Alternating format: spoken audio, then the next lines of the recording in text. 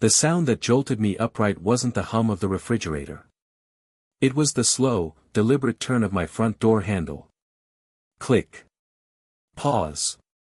Then the unmistakable scrape of a key sliding into the lock. I set my coffee down, pulse quickening. My townhouse sat at the end of a quiet cul-de-sac where nothing ever happened. At least, nothing like this. Through the frosted glass of the door, a blurry figure came into view. Short, stocky, hair twisted into a tight bun. Even without seeing her face, I knew who it was. Mrs. Dalton, HOA president, neighborhood busybody, the kind of person who believed property values meant she could control the color of your welcome mat. I'd heard whispers that she kept a master key for emergency inspections, though no one in the association had ever approved it. I always assumed it was just gossip. Until now. Almost there, I heard her mutter, the lock giving a soft metallic click. The handle started to turn. Mrs. Dalton. My voice came out sharper than I intended. The turning stopped. The door cracked open 2 inches, and her face appeared, all polite surprise. "Oh, I was just checking your door security. HOA safety protocol," she said with a smile that looked like it hurt to hold. "With your own key?" I asked, stepping closer. Her eyes flicked past me into the living room. "There have been incidents. I'm making sure everyone's safe." From upstairs came the sound of quick, light footsteps. My son, Caleb, was awake. "Dad, who's at the door?" His voice was curious, but I heard that edge in it. The one that meant he was already thinking, already planning. Mrs. Dalton's expression softened artificially. "Oh, hello there, young man. Just helping your dad out." Caleb padded down the stairs, still in pajama pants, hair sticking out in every direction. He stopped beside me, studying her like she was a puzzle to solve. His gaze landed on the brass key still pinched between her fingers. "What happens," he asked calmly, "if you use that key when nobody's home?" Her mouth opened, then closed again. I glanced at him, trying to read the faint grin forming at the corner of his mouth. I'd seen that look before. Last time, he'd set up a motion sensor sprinkler to protect our tomatoes from squirrels. Whatever he was thinking now, it was going to be a lot more memorable. And I had a feeling Mrs. Dalton wasn't ready for it. Mrs. Dalton shifted on the porch, clearly uncomfortable with Caleb's steady stare. I could almost hear the gears turning in his head. "Well," she said, "I better be on my way. I have other homes to check." She eased the door closed and walked briskly down the path. Caleb turned to me before the latch even clicked. "Dad, she's going to do it again." I frowned. "Maybe, but what can we do? She's the HOA president. If I accuse her without proof, that's why we get proof," he interrupted. He led me into the kitchen, pulling a notebook from the junk drawer. He flipped to a blank page and began sketching a crude diagram of our entryway. "We set up a camera here." He pointed to a corner shelf by the coat rack. "Angle it toward the door." Then he drew an exaggerated rectangle labeled trap. "Trap?" I asked, raising an eyebrow. "Not dangerous," he said quickly, grinning. "Just enough to make her think twice before touching our lock again." By mid-afternoon, Caleb had rummaged through the garage and emerged with a small battery-powered air horn, a handful of fishing line, and the wireless door camera I'd bought months ago but never installed. He explained the plan like he was leading a heist. Fishing line ties the horn to the inside handle. Door opens more than 2 inches. Bam! Instant noise. And the camera gets it all. I couldn't help but chuckle. "You've really thought this through. It's not just about us," he said seriously. "If she's got that key, she could be snooping in anyone's house. Someone's got to stop her." We worked together quietly, positioning the camera where it was nearly invisible, threading the fishing line so thin it disappeared against the white trim. Caleb tested the setup twice, once with me opening the door, once with him, and the air horn blared so loudly we both jumped. By evening, the trap was ready. Now it was just a matter of waiting. The next morning, I left for work as usual, but Caleb was home for summer break. Around 10 o'clock, I got a text from him, "She's here." My heart rate picked up as I read the next line, "Cameras rolling." Through my phone's live feed, I saw Mrs. Dalton approach, glance around, and insert the brass key into our lock like she'd done it 100 times before. The door cracked open. The air horn exploded with a deafening blast. Mrs. Dalton's reaction was unforgettable. The instant the air horn went off, she launched backward like she'd been yanked by an invisible rope. Her handbag flew from her arm, papers scattering across the porch like startled pigeons. The camera's microphone picked up a strangled yelp that was half gasp, half indignation. "Good heavens," she barked, clutching her chest. She spun in a circle, searching for the source of the noise, only to realize it was still blaring right behind the door. Caleb was sitting cross-legged in the hallway, grinning ear to ear. I could hear his muffled laugh through the camera feed on my phone at work. Mrs. Dalton's eyes darted toward the gap in the door, but she didn't dare open it again.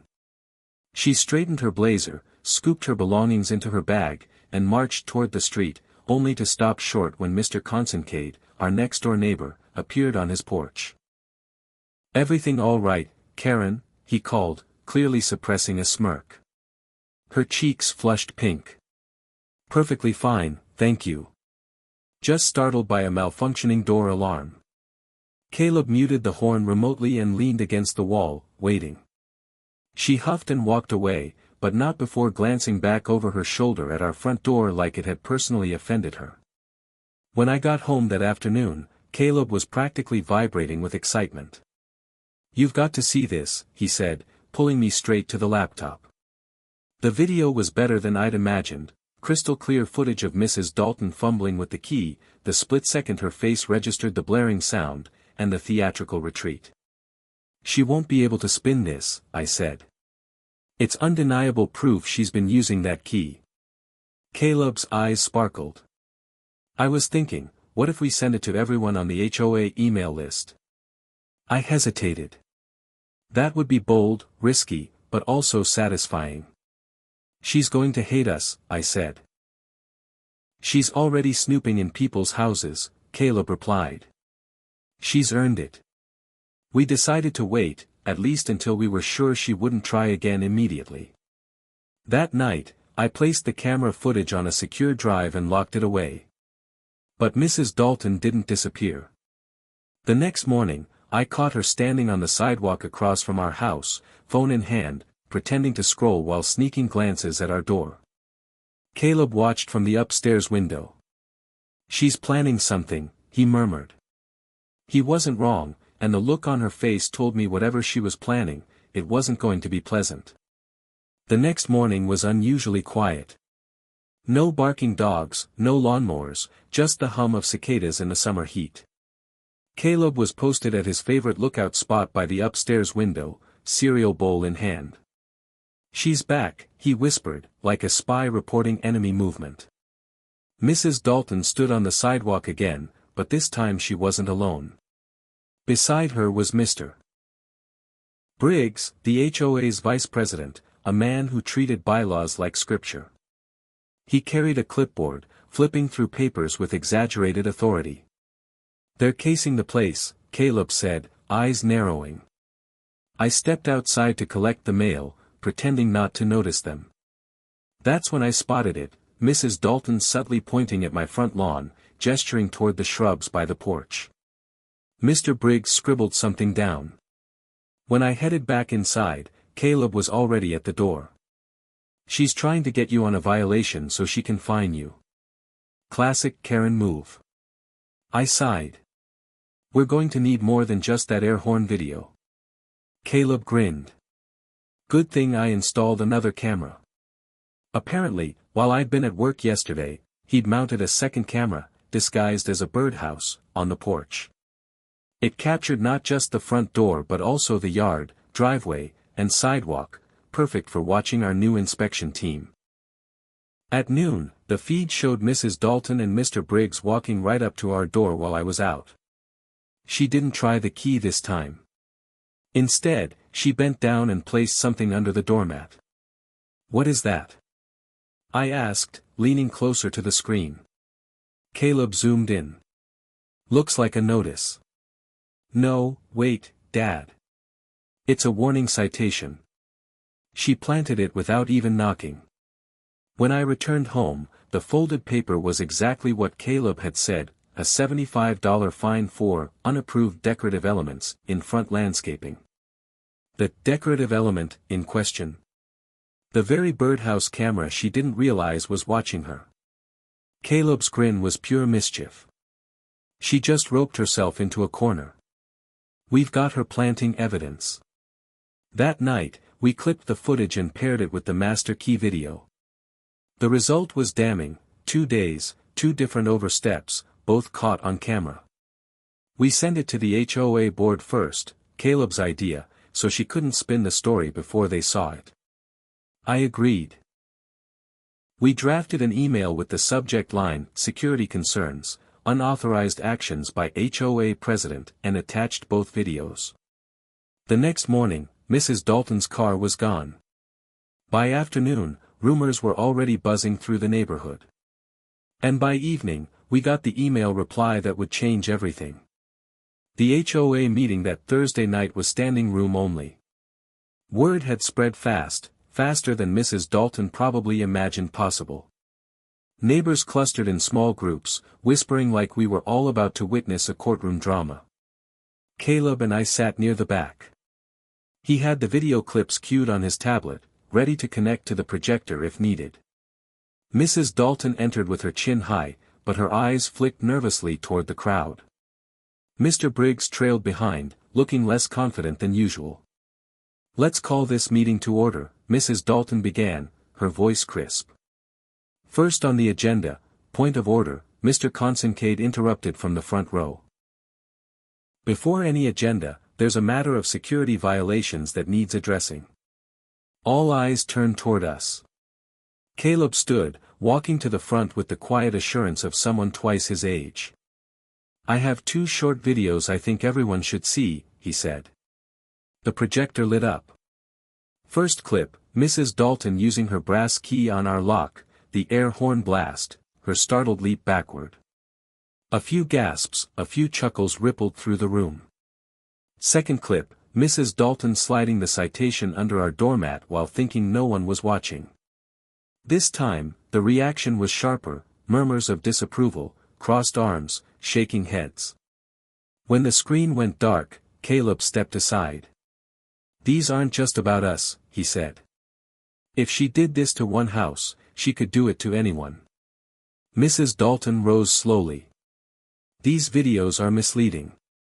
"Are they false?" someone from the back asked. She paused. "They may have been taken out of context." That was the breaking point. Mr. Briggs shifted uncomfortably and finally spoke. "I wasn't aware of the key, Karen, or the citation without notice. That's not protocol." A motion to remove her as HOA president was made right then and there. When the vote came, it wasn't even close. Mrs. Dalton's face was a mix of shock and indignation, but she said nothing as she gathered her papers. She avoided our gaze as she left the room, the brass key dangling from her hand until she set it, almost reluctantly, on the table by the door. Caleb leaned over and whispered, "Lesson learned." The meeting moved on to mundane topics, holiday decorations, lawn maintenance, but the energy in the room felt lighter. People smiled more. Some even came over to thank us.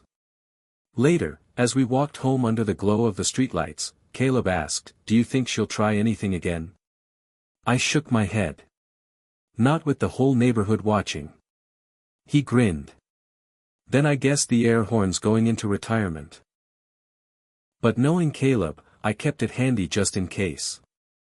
And that's how one red air horn and a little quick thinking turned the tables on our HOA troublemaker. If you enjoyed this story, tap that subscribe button so you never miss the next one.